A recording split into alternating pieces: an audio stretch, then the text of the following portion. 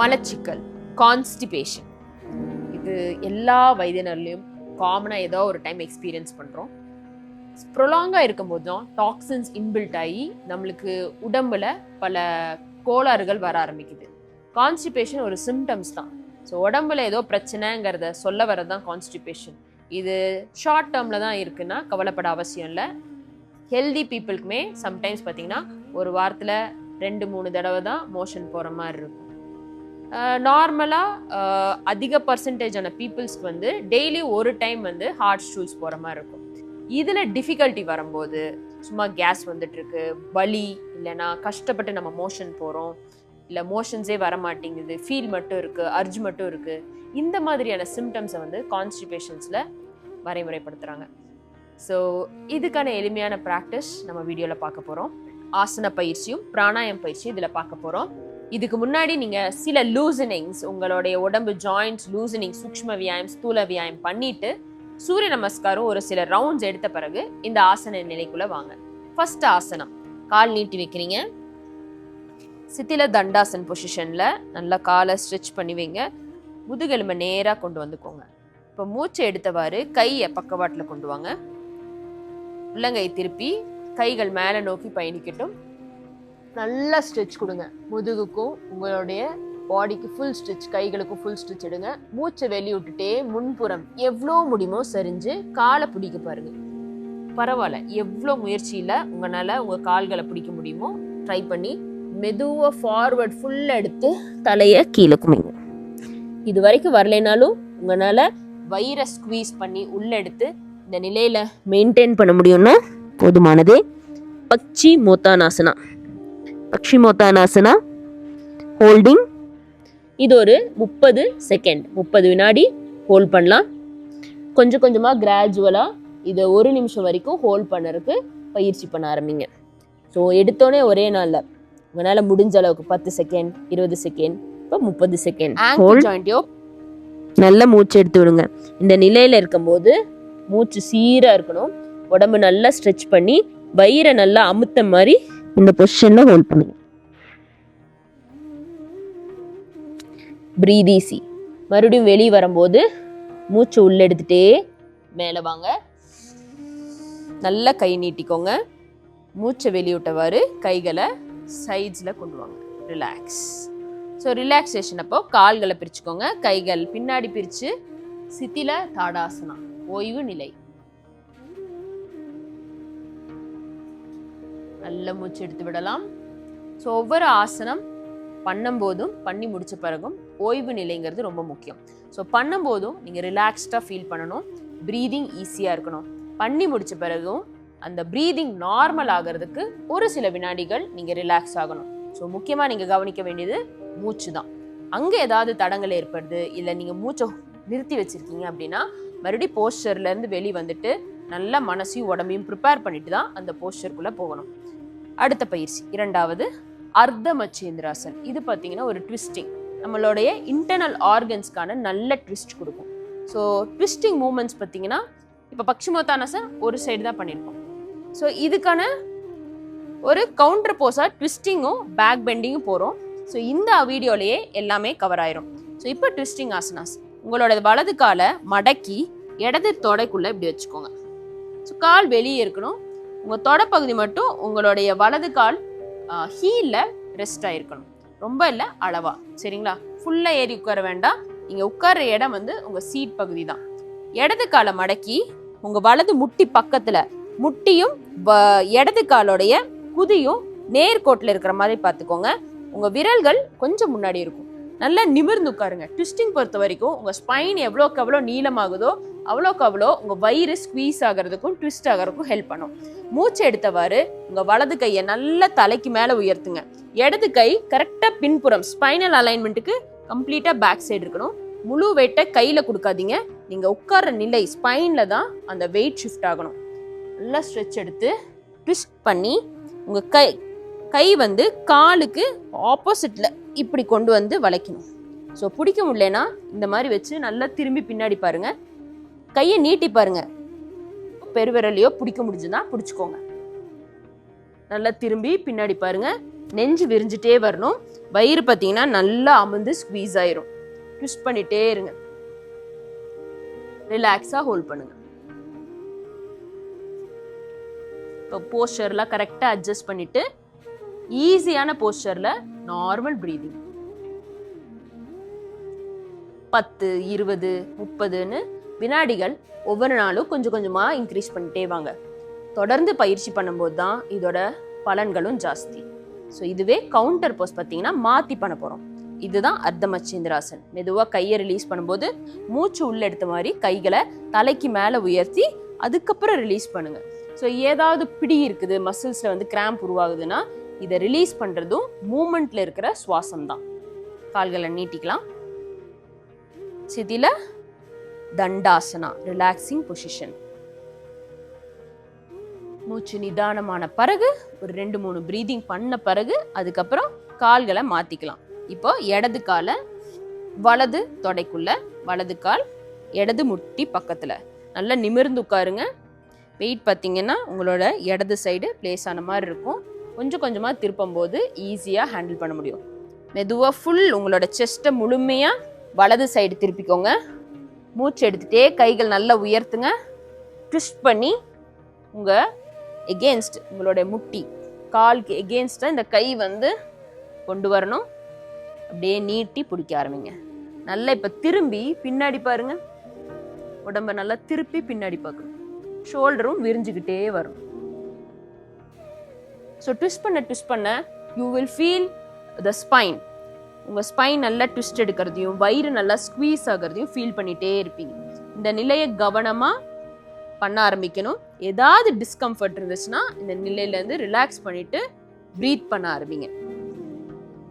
So உங்களுக்கு இங்க ஈஸியா இருக்கும்போது இதுல ரொம்ப நேரம் நிற்க முடியும்.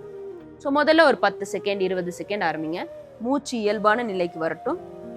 ஸோ உங்க மாடிஃபிகேஷன் தான் அர்த்த மச்சேந்திராசனா.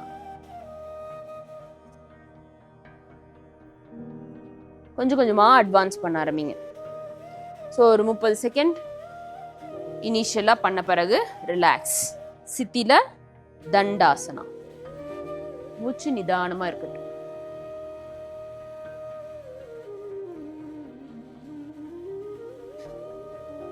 ஸோ அடுத்த ஆசனம். இது 2 உட்கார்ந்த நிலை. இப்போ படுத்த நிலையில நம்ம பேக் பெண்டிங் ஆசனம் பண்ண போறோம். ப்ரெஷர் பார்த்தீங்கன்னா உங்க அப்டமன் ஏரியால இருக்கும். அப்டமன் ஆர்கன்ஸை ஒரு மசாஜிங் எஃபெக்ட் ஃபீலுக்கு கொண்டு வரும். மெதுவா வயிற்றுல படுத்துக்கோங்க. கை கால்களை நல்லா நீட்டி கொடுங்க. நல்ல மூச்சு எடுத்து விட்ட பிறகு கால் சேர்த்துங்க, கையை சேர்த்துங்க. இப்போ காலை கொஞ்சமா ஒரு மேட் அளவுக்கு பிரிச்சுக்கோங்க. அப்போ உங்களுடைய பெல்விக் ரீஜன், இடுப்பு பகுதி ஃப்ரீ ஆக ஆரம்பிக்கும். இப்போ முட்டியை மடக்குங்க.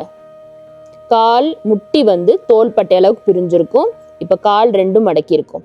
இப்போ கைகளை பின்னாடி கொண்டு வந்து உங்களுடைய கணுக்கால பிடிச்சுக்கிறீங்க. மூச்சை எடுத்தவாறு தலையும் காலையும் உயர்த்துங்க. உங்க ப்ரெஷர் ஃபுல்லா அப்டமன்ல இருக்கிற மாதிரி இருக்கும். ஸோ இதுல உங்களால எவ்வளோ முடியுமோ ஹோல்ட் பண்ணுங்க. முதல்ல 10ல இருந்து 20 செகண்ட் ஹோல்ட் பண்ண ப்ராக்டிஸ் பண்ணுங்க. கொஞ்சம் கொஞ்சமா 30, 1 நிமிஷம். இந்த தனுராசனத்தை 2 நிமிஷம் வரைக்கும் ஹோல்ட் பண்ணலாம். இது அப்டமன் மசில்ஸை ஃப்ரீயா வச்சுக்கும். உங்களுக்கு ப்ளோட்டிங், கேஸ் ப்ராப்ளம், முதுகுல கேஸ் பிடிக்கிறது, இதெல்லாம் நாளடைவில் குறைய ஆரம்பிக்கும். இதெல்லாம் ஒரு சிம்டம்ஸ் தான். ரூட் காஸ் பார்த்தீங்கன்னா உங்க அப்டமன்ல வீக்னஸ் இல்லை அப்சார்ப்ஷன் கம்மியா இருக்கலாம். அதோட செயல்பாட்டு திறன் கம்மியா இருக்கலாம். ப்ராக்டிஸ் பண்ண பண்ண நம்ம இந்த செயல்பாட்டு திறனை மேம்படுத்துறதுக்கு நிறைய வாய்ப்பு இருக்கு. ரிலாக்ஸ். ஸோ இதுக்கு பேர் தனுராசனா. ஸோ இந்த பொசிஷன் பார்த்தீங்கன்னா அம்பு வளைச்ச மாதிரி இருக்கு. ஸோ அதனால தான் இந்த ஆசனம் பெயர் தனுராசனா. ஓய்வு நிலை மக்கராச நிலை, crocodile போஸ். காலை கொஞ்சம் பிரித்து வச்சுக்கோங்க. கையை இந்த மாதிரி கட்டி ஒரு கண்ணம் இல்லை ஒரு தாடையை வந்து வச்சுக்கலாம். மூச்சு நிதானமாகிற வரைக்கும் இந்த மக்கராசன நிலையில ஓய்விடுங்க.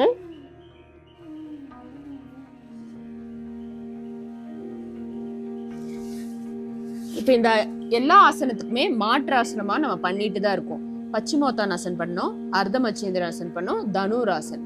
பார்த்தீங்கன்னா முன்னாடி குமியறதும் பண்ணியிருக்கோம், பின்னாடி குமியறதும் பண்ணியிருக்கோம். இதுக்கான ட்விஸ்டிங் ஆசனாவும் பண்ணியிருக்கோம். ஸோ இது எல்லாமே பண்ணும்போது வயிறு, முக்கியமாக உங்கள் வயிற்றுல கோர் ஏரியாவில் இருக்கிற மசில்ஸ் வந்து வேலை செய்ய ஆரம்பிச்சிடும். அதே மாதிரி அந்த நிலையில் அமைதியாகவும் ஃபோக்கஸ்டாகவும் இருக்கும்போது அந்த ஆர்கன்ஸோட செயல்பாட்டு திறனும் நர்வஸ் சிஸ்டமோட செயல்பாட்டு திறனும் மேம்பட ஆரம்பிக்கும். நர்வஸ் காம்னஸ் தான் ரொம்ப ரொம்ப முக்கியம். அப்போதான் நம்ம வயிற்றை சுற்றி இருக்கிற நரம்பு, அது சென்சிட்டிவிட்டி எல்லாமே மேம்பட ஆரம்பிக்கும். மெதுவாக திரும்பி உங்க ஸ்பைன் அலைன்டா படுத்துக்கோங்க. சவாசன நிலை.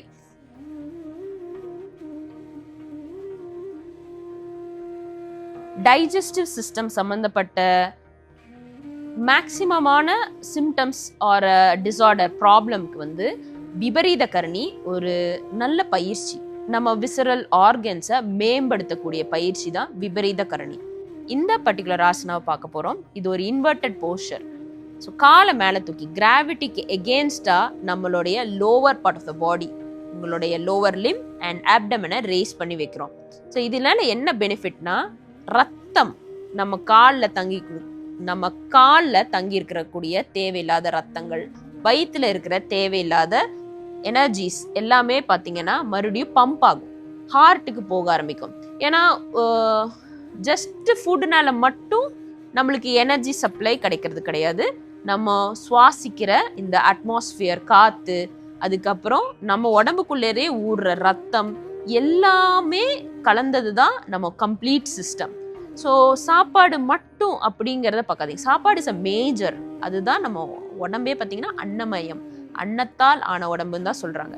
ஸோ அதையும் பேலன்ஸ் பண்ணி நம்மளுடைய physical level, mental level and emotional levels இதெல்லாம் பேலன்ஸ் பண்ணும்போது டோட்டல் வெல்பீயிங்கான பாசிபிலிட்டி ஜாஸ்தி. ஸோ இப்போ கால் நல்லா சேர்த்து வைக்கிறீங்க. விபரீத கரணி. கையை பக்கவாட்டில், உள்ளங்கை கீழே பார்த்த மாதிரி. காலை மடக்கியும் கால்களை தூக்கிக்கலாம், நேராகவும் தூக்கிக்கலாம். உங்களுடைய ஆப்டமன் கோர் ஏரியா பொறுத்து, ஸ்ட்ரென்த் பொறுத்து மூச்சு எடுத்தவாறு கால்களை மேலே தூக்குங்க. இப்போ மடக்கி தூக்குறீங்கன்னா இந்த மாதிரி மடக்கி அப்புறம் நீட்டிக்கோங்க. மெதுவாக இதை மடக்கும் போதே கொஞ்சம் ஃபோர்ஸ் கொடுத்தீங்கன்னா இடுப்பையும் தூக்க முடியும். சரிங்களா? இடுப்பை தூக்கி எவ்வளோ முடியுமோ அவ்வளோ மேலே தூக்க ஆரம்பிங்க. உங்கள் பெருவிரல் பார்த்தீங்கன்னா உங்கள் பெருவிரலும் கண்ணோடைய அலைன்மெண்ட், நீங்கள் பார்க்குற பார்வையோட அலைன்மெண்ட்டும் நேராக இருக்கிற மாதிரி பார்த்துக்கோங்க. ஸோ இப்படி தனியாக நிற்க முடியலங்கிறவங்க வால் சப்போர்ட் யூஸ் பண்ணி நின்றுக்கலாம். இதில் ஒரு 20-30 செகண்ட் ஹோல்ட் பண்ணுங்க. கொஞ்சம் கொஞ்சமாக பயிற்சி பண்ணி 1 நிமிஷம் 2 நிமிஷம் வரைக்கும் இந்த போஸ்டரில் நீங்கள் ஈஸியாக ஹேண்டில் பண்ணி நிற்கலாம். ஸோ இந்த போஸ்டர் பண்ணும்போது பார்த்தீங்கன்னா உங்கள் முகம் ஃப்ரீயாக இருக்கணும், மூச்சும் ஃப்ரீயாக இருக்கணும், படப்படன்னு வரக்கூடாது. ஸோ ஆசன நிலை பார்த்தீங்கன்னா ஸ்திரம் சுகம் ஆசனம், ஸ்டேபிள் கம்ஃபர்டபுள் போஸ். ஸோ அந்த நிலையில் நீங்கள் கம்ஃபர்டபுளாக ஃபீல் பண்ணணும், ஸ்டேபிளாகவும் ஃபீல் பண்ணணும். இந்த ஒரு மைண்ட் செட் இருக்கும்போது தான் அந்த ஆசனம் முழுமையாக அதோடைய வேலையை ஸ்டார்ட் பண்ண ஆரம்பிக்கும். ஸோ கொஞ்ச நேரம் வெயிட் பண்ணி பாருங்கள் எவ்வளோ கம்ஃபர்டபுளாக இருக்கீங்கன்னு. ஸோ ஒன்ஸ் கம்ஃபர்டபுள் போகும்போது you can relax in Shavasana. So இது ஒரு ரியலி அ பியூட்டிஃபுல் ஆசனா, விபரீத கரணி. நிறைய வயிறு ரிலேட்டட் ப்ராப்ளம்ஸ்க்கு வந்து ஹார்மோன் ரிலேட்டட் ப்ராப்ளம்ஸ்க்கு also Viparita Karani is one of the beautiful practice. So அதை உங்கள் டெய்லியும் லைஃப் ஸ்டைலில் இம்ப்ளிமெண்ட் பண்ண ஆரம்பிங்க. ரைட்?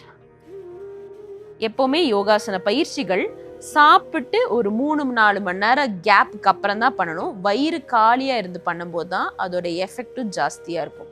வயிற்றுக்குள்ளே சாப்பாடு இருந்தோ கம்ஃபர்டபுளாக இல்லாமல் இருந்தோ நீங்கள் பண்ண முயற்சி பண்ணிங்கன்னா உங்களுக்கு ஒரு டிஸ்கம்ஃபர்ட்ஸ் கொடுக்க ஆரம்பிக்கும். ஸோ அது ஒரு முறையான பயிற்சியாளர்கள்கிட்ட, யோகா டீச்சர்ஸ் கிட்ட கேட்டு பயிற்சி பண்ணுறதும் நல்லது. ரிலாக்ஸ். மெதுவாக ஒரு சைடாக திரும்பி படுத்து, லெஃப்ட் சைடு கையை நீட்டி, லெஃப்ட் கையை நல்லா நீட்டிக்கோங்க. ரைட் காலை மடக்கிட்டு திரும்புங்க. லெஃப்ட் சைடு திரும்பி கையை எப்படி பிளேஸ் பண்ணிக்கோங்க. நல்லா மூச்சு எடுத்து விட்ட பிறகு ஓய்வு நிலை உங்களுக்கு திருப்தியான பிறகு எந்திரிச்சு உட்காந்துக்கலாம்.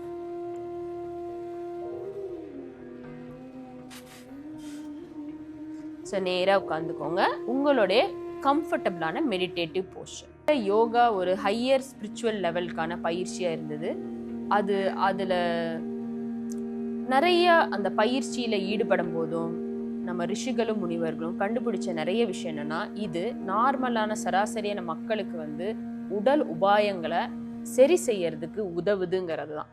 அதனால தான் இப்போ இந்த ஜென்ரேஷனுக்கு யோகா நம்மளுடைய வாழ்க்கை முறையாக கொண்டு வரும்போது ஈஸியாக நம்ம லைஃப் ஒவ்வொரு நாளும் ஹேண்டில் பண்ண முடியும். ஸோ ஆசனம் மட்டும் யோகாவில் கிடையாது. அதுக்கு அடுத்த நிலை பிராணாயாமம். ஸோ பிராணாயாமம் பயிற்சியில் 3 முக்கியமான பயிற்சி இன்னைக்கு பார்க்க போகிறோம். ஃபர்ஸ்ட் பயிற்சி பாஸ்திரிகா. இது பார்த்தீங்கன்னா ஆப்டமன் மசில்ஸும் யூஸ் பண்ணி ஃபாஸ்ட்டாக ப்ரீத் பண்ண போகிறோம்.